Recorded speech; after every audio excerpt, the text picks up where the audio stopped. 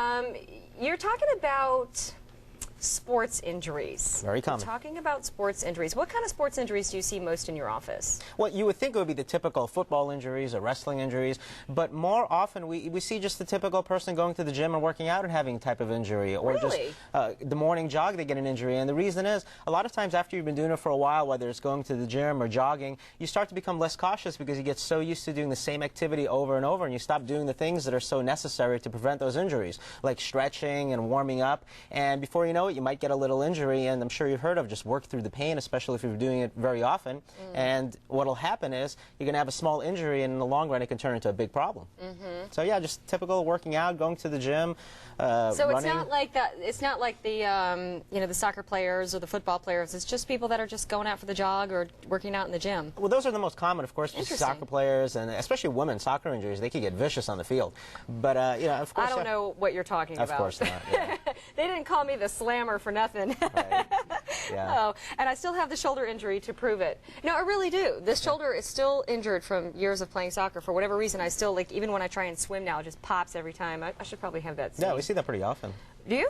Well, yeah, because what happens is you'll have a shoulder injury, let's say, back in high school, and let's say your shoulder's injured, and it hurts to raise your arm every time this way. So what are you going to stop doing? Well, you're going to stop raising your the arm. Yeah, so after a while, you start raising it lower and lower and lower, and 10, 20 years down the road, you find yourself, you can't lift your arm anymore, and you get something that's called a frozen shoulder, which is an actual syndrome, which is you're not using your shoulder enough, and it starts to freeze up, you start to build up scar tissue. So an injury that you might have had years ago in high school, all of a sudden starts to develop years and years later. So somebody will come into my clinic, and they'll say, well, I don't know how I got the shoulder injury. A lot of times we could trace it back to some type of injury that they had back playing football or soccer or swimming or any other type of activity, other sports injury that they've had. And that's why it's so important to get it checked out as soon as possible. Can it lead to other injuries? Let's say, let's use the arm as an example. Yeah. Let's say the person doesn't, you know, 20 years later and it's out. But what about, does it lead to, like, because the body is a symmetrical thing. Yeah. So you're overcompensating on the other side. Can it cause injuries on the other side? Compensation Like a is domino effect. Absolutely. Compensation is a big factor, because if you stop using that right shoulder,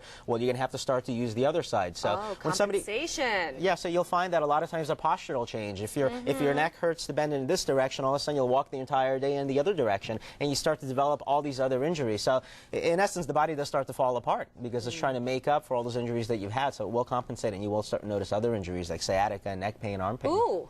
Yeah. Ooh. Yeah, very common. You are a black belt in what kind of martial arts? I think I am wearing a black belt, yes. Yeah. Come on. Yeah, you know what I do mixed martial arts. So I'll do jiu-jitsu, karate, kempo karate, and I've been doing that for years and years. I can relate with a lot of the people that come to my clinic with injuries, because they'll get martial arts injuries, they'll get sports injuries, and I experience the same types of injuries. But, like what? Oh, but like neck injuries, like shoulder injuries. So I get those regularly, but I do the right things to make sure that I prevent them. Like what? You know, martial arts, it's one of these things. A lot of times people say, well, that's not safe. Well, if you want to be safe, you don't do it. But you want to try to minimize the risk. You want to make sure that you stretch out before you're doing the activity. You want to make sure that you're warming up before you're doing the activity, and knowing your limits anytime you're doing those types of things. And that'll prevent neck sprains, it'll prevent shoulder injuries, knee injuries, you know, some of the different things that anyone can experience doing that. I think you said not safe. I think it's not safe to not be active in an activity. Yeah. Some of which, you know, on the scale of, you know, could be injured a little bit higher than others. You know, if you're playing golf, you know, or you're doing Brazilian Jiu-Jitsu,